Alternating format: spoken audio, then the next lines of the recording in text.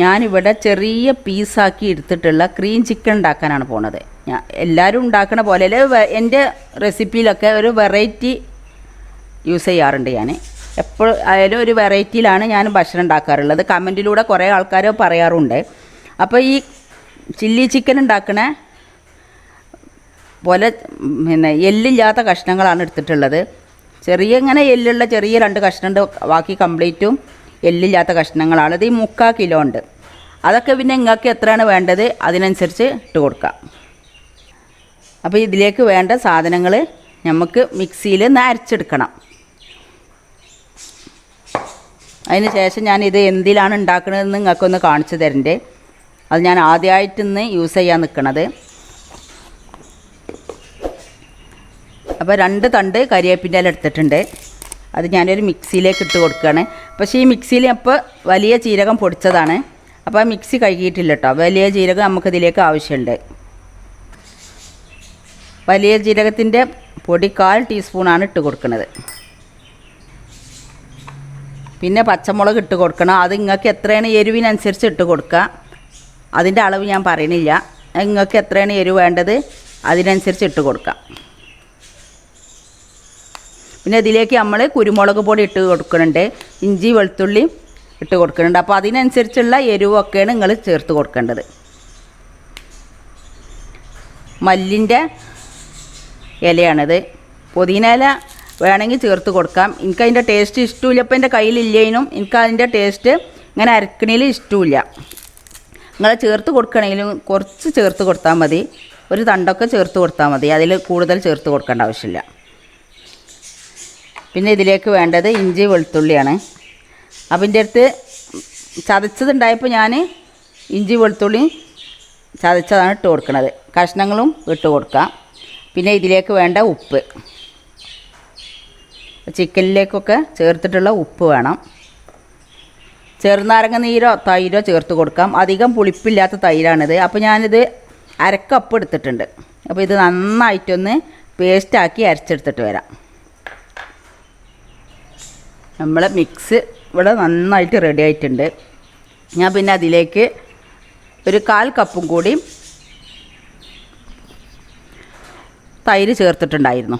അപ്പോൾ ഞാൻ ഇതിലേക്ക് ഒഴിച്ച് കൊടുക്കുകയാണ്. വേണ്ടത്ര ഒഴിച്ച് കൊടുത്താൽ മതി. കൂടുതൽ ഉണ്ടെന്നുണ്ടെങ്കിൽ അത് നിങ്ങൾക്ക് എടുത്ത് വെക്കാം.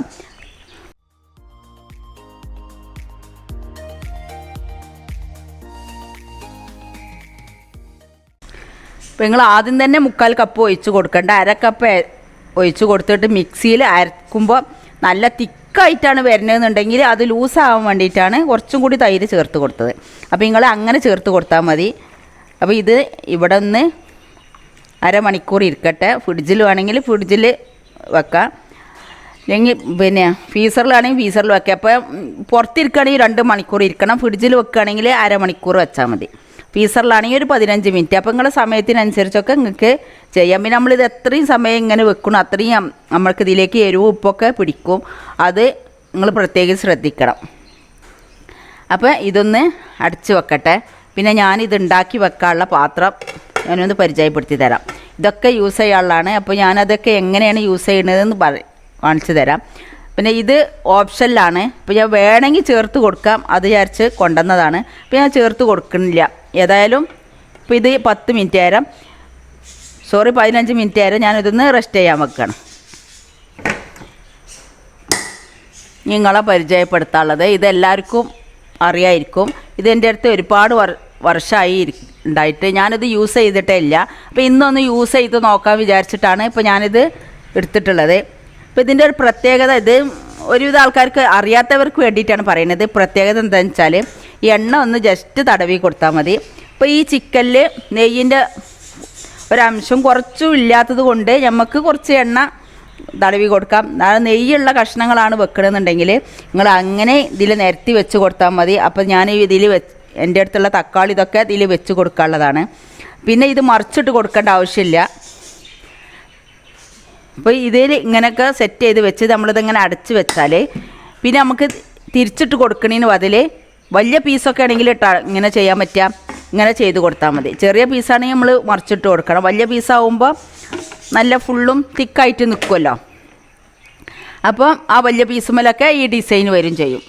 ഇപ്പോൾ ഇത് ഞാൻ ഇതിൻ്റെ ഇടയിൽ കടല വറുക്കാൻ വെച്ചതാണ്. മണലൊക്കെ നല്ലവണ്ണം ചൂടാക്കിയിട്ട് അതിലേക്ക് കടല ഇട്ട് കൊടുത്തതാണ്. നമ്മൾ കറിയൊക്കെ വെക്കണ കടലില്ലേ, ആ കടലയാണ് ഇട്ട് കൊടുത്തിട്ടുള്ളത്.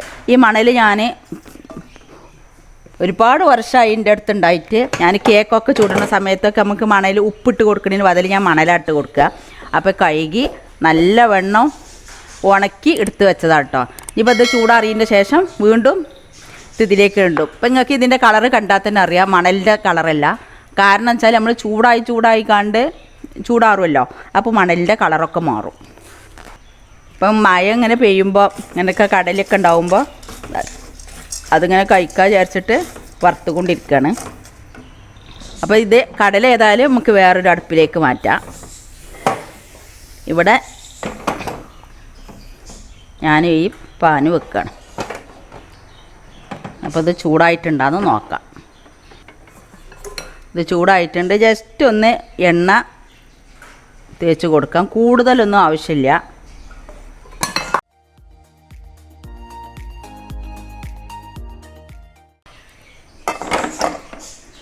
ഇത് ഓരോരോ പീസുകളായിട്ട് നമുക്കിതിലേക്ക് വെച്ച് കൊടുക്കാം.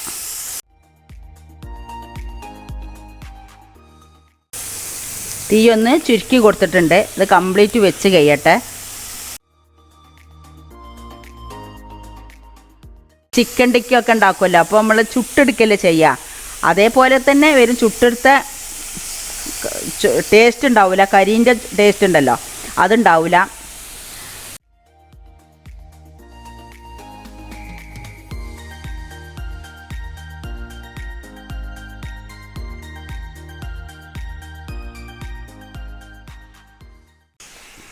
ഇതൊക്കെ ഓപ്ഷനിലാണ് കേട്ടോ. ഇത് വെച്ചാൽ ഇത് നമുക്ക് ഇങ്ങനെ കഴിക്കാൻ നല്ല ടേസ്റ്റ് ഉണ്ടാവും. ഇത് ഉരുളൻകിഴങ്ങാണ്, നിങ്ങൾക്ക് എല്ലാവർക്കും അറിയാം. അപ്പോൾ ഞാൻ തോലൊക്കെ ചെത്തി വെച്ചതായിരുന്നു. അപ്പോൾ ഇത് ഇതിൻ്റെ അടിയിൽ വെച്ച് കൊടുക്കാൻ വിചാരിച്ചു.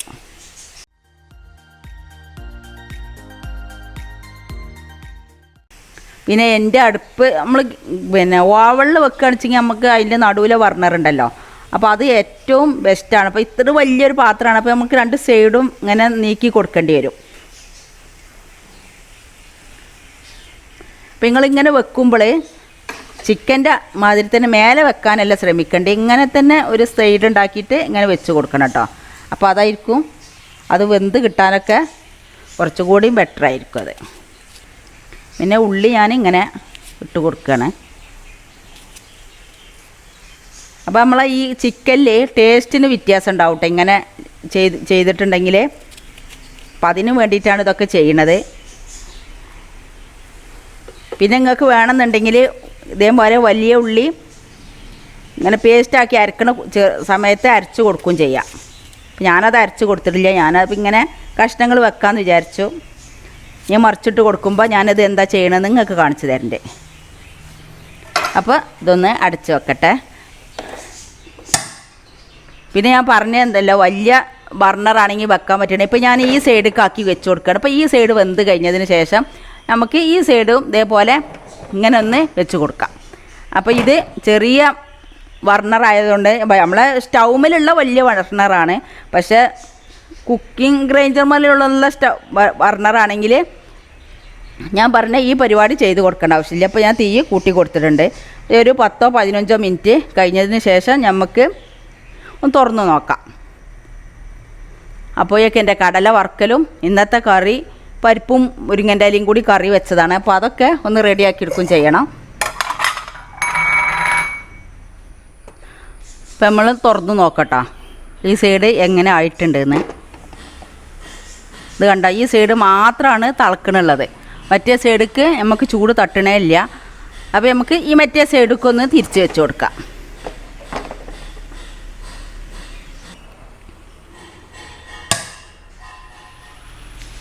ഇപ്പോൾ കണ്ട നമ്മൾ ഇത് ഒന്നായിട്ട് നല്ലവണ്ണം തിളക്കുന്നുണ്ടല്ലോ. അപ്പോൾ ഞാൻ എന്താ ചെയ്തത് വെച്ചാൽ ഇതിൻ്റെ 2 അടുപ്പാണ് കത്തിച്ച് കൊടുത്തിട്ട് ഇത് വെച്ച് കൊടുത്തേക്കാണ്. അപ്പോൾ നിങ്ങൾക്ക് കാണുന്നുണ്ടെങ്കിൽ കാണിച്ചു തരാം. ഇതുണ്ടോ 2 അടുപ്പ് കത്തിച്ചപ്പോൾ. മറ്റേ കുറച്ച് റിസ്ക് ഉള്ള പരിപാടിയായിരുന്നു, ആ സൈഡ് ഈ സൈഡ് മാറ്റി കൊടുക്കുക എന്നുള്ളത്.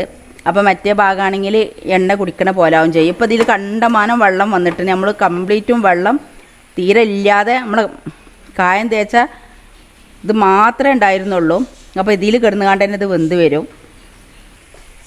ഇത് മറിച്ചിട്ട് കൊടുക്കാൻ നിൽക്കണം നോക്കട്ടെ. ജസ്റ്റൊക്കെ എല്ലാം ഒന്ന് മറിച്ചിട്ട് കൊടുക്കാം. കംപ്ലീറ്റ് ഒന്ന് മറിച്ചിട്ട് കൊടുക്കട്ടെ.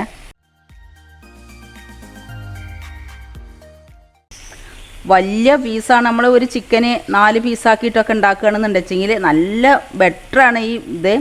പിന്നെ നമ്മൾ മറിച്ചിടുന്ന സമയത്ത് ഇതിൽ നിന്ന് നീരൊന്നും ഈ വാസർ കണ്ടോ, ഈ ചുവന്ന വാസറുള്ള കാരണം പുറത്തേക്ക് പോവില്ല, എണ്ണയൊന്നും പുറത്തേക്ക് പോവില്ല. ഈ പാത്രം തന്നെ ചെരിച്ച് വെച്ച് കൊടുത്താൽ മതി. അപ്പോൾ നമ്മൾ ചെറിയ ചെറിയ പീസായത് കാരണമാണ് ഞാനിപ്പോൾ ഇത് ഓരോന്നും മറിച്ചിട്ട് കൊടുക്കുന്നത്. അപ്പോൾ അത് കംപ്ലീറ്റ് ഒന്ന് മറിച്ചിടട്ടെ. ഇപ്പോൾ കംപ്ലീറ്റ് ഇത് മറിച്ചിട്ടിട്ടുണ്ട്. ഇനി ഒന്നുകൂടി ഒന്ന് വെന്ത് വരട്ടെ, അതേരേക്കൊന്ന് വെയിറ്റ് ചെയ്യാം.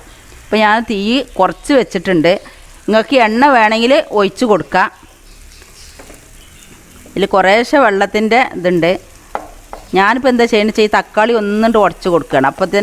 അപ്പോൾ അതിലുള്ള വെള്ളം കൊണ്ട് വെന്തോളും. നിങ്ങൾക്ക് എണ്ണ വേണമെന്നുണ്ടെങ്കിൽ നിങ്ങൾക്ക് ഏത് എണ്ണയാണെങ്കിലും യൂസ് ചെയ്യണമെന്ന് വെച്ചാൽ ആ എണ്ണ ചേർത്ത് കൊടുക്കാം.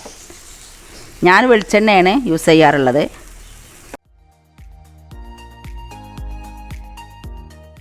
അപ്പോൾ ഇതിങ്ങനെ ആക്കി കൊടുത്താൽ ഇതിൻ്റെ ഉള്ള നീര് കൊണ്ട് തന്നെ ഇത് വെന്ത് കിട്ടിക്കോളും. ഇനി ഇതൊന്ന് അടച്ച് വെക്കട്ടെ.